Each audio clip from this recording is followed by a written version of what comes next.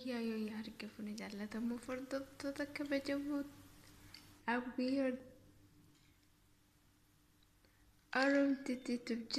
jirtu akka fayyaa keessan nagumaa jabaattuu galata waaqayyo kun nagaan raafaadha sidin jedha hordoftoota kiyyaa piizaa yemmii baay'ee kan mi'aawuuf nama hawwatu hojjedheen jira sidin jedha hordoftoota kiyyaa chiisii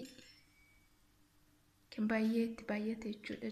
jubanii maal jedhama afaan oromootiin beeku eddaa hordoftoota kiyya piizaa bareedaa isaa hojjedheen jira sidin jedha wajjumaan nyaannu kottaan sidin jedha hordoftoota kiyya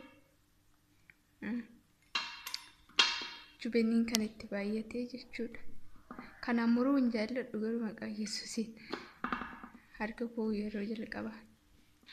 waan inni ittiin of mureef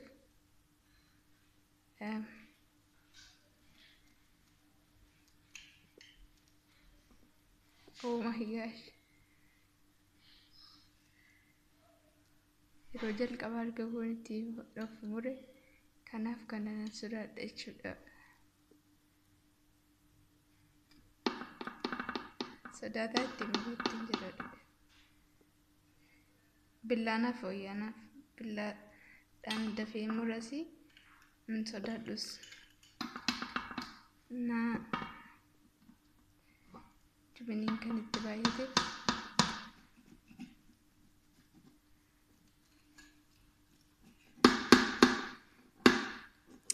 anyaan dhugaa wajjin hordoftoota kiyya affeeramtaniittu piizaa keessan gizee hojjettan waan feetan irratti naqachuun maal shunkurtii qirtsiitti gootanii irratti naqachuu dandeessu kan biraallee foon diimaan kan sirreeffame kan gurguramu jira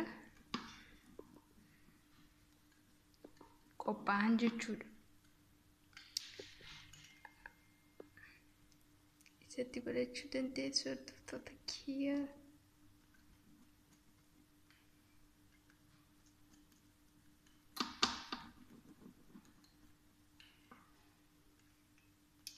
najala balleessutti jira hordoftoota kiyya akkuma argitan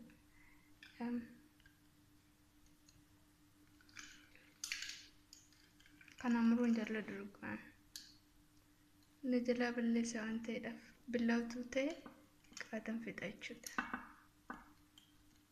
naa kun waan mamtaniitti kuttaa sinis nyaana isin jala hordoftoota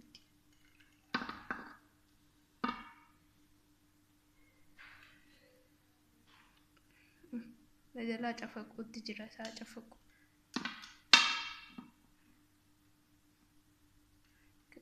kakirtiin sana idhaan banne barbaadeetan maaliidha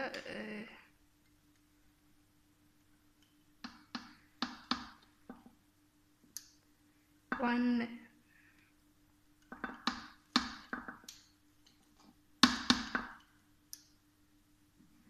waan ho'aa ta'eefis xiqqooshii turuu qaba ture kanaafidha najalaa cafaqamuutti jira lammaffammoo aannan itti muru kun perfektii miti garuu kanatti bareeda isin jala hordoftoota kiyya waamamtanitti tole kun hordoftoota kana muree ga'eera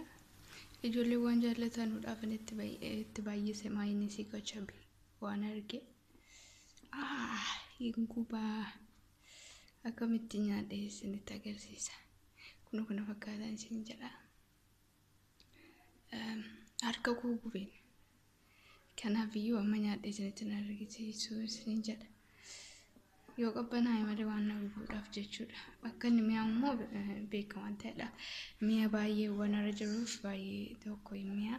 akkasiin jedha hordoftoota kiyya wayame bishii maganamas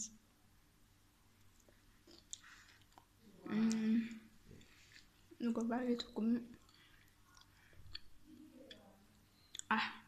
baay'ee tokko mi'aa isin jedha hordoftoota kiyya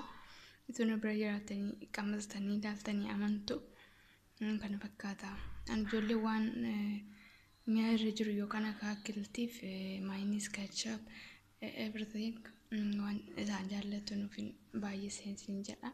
Akkas jirtiftoota kiyyaa qannaftanii gochuu dandeessu. Maatii waan jaallatan yeroo baay'ee hojjedhaan isin jedha piizaa kana akkasii